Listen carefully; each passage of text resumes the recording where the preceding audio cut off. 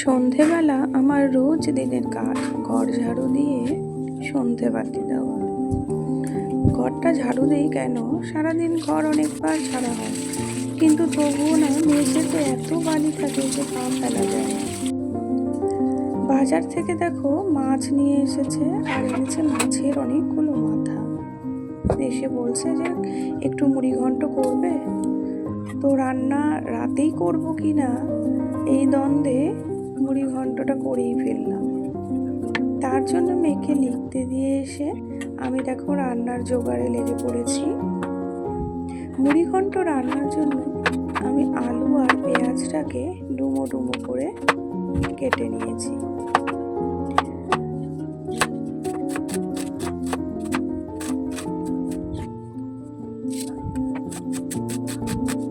পেঁয়াজটা মোটামুটি অনেকটা বেশি পরিমাণেই নিয়েছিলাম, পেঁয়াজটা অনেকটাই বড় ছিল।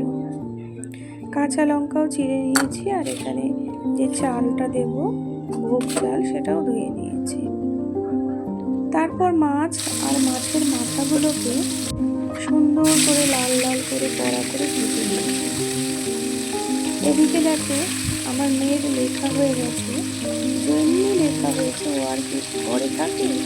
এই যে আমি এদিকে রান্না করছি, চলে এসেছে। আমি এদিকে রান্না করে এসে যেই দেখেছে যে আমি মাছের মাথা ভাজছি, অমনি নিয়ে খাওয়া শুরু করে দিয়েছে। মাছের মাথা খেতে আমার মেয়ে ভীষণ ভালোবাসে। তো ও ওই মাছের মাথা নিয়ে বাইরে গিয়ে দাঁড়িয়ে দাঁড়িয়ে খাচ্ছিল জানো। আর মুড়ি ঘন্টটা করার জন্য আমি দেখো ওখানে ফোড়নে দিয়ে দিয়েছিলাম শুকনো লঙ্কা, গোটা জিরে, পেঁয়াজ কুচি আর কাঁচা লঙ্কা। দেখো বাইরে কিভাবে মাছটা খাচ্ছিল, মানে মাছটা বলতে মাছের মাথা। তারপর আলুগুলো দিয়ে গুঁড়ো মশলার সঙ্গে ভাজা ভাজা করে নিয়ে তারপর আমি দিয়ে দিয়েছিলাম ভোগ চালটা। তারপর আরও চালটাকে সামান্য ভেজে নিয়ে তারপর জল দিয়ে দিয়েছিলাম মাছের মাথাগুলো দিয়ে। আর নামানোর আগে দিয়েছিলাম গরম মশলার ঘি। মেয়ের খাবারও বেঁধে নিয়েছি।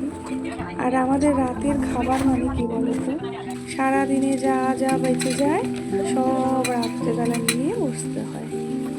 কি করব, নইলে বাসি হয়ে যাবে আবার। তো তারপরে আমি বিছানা করে নিয়েছি।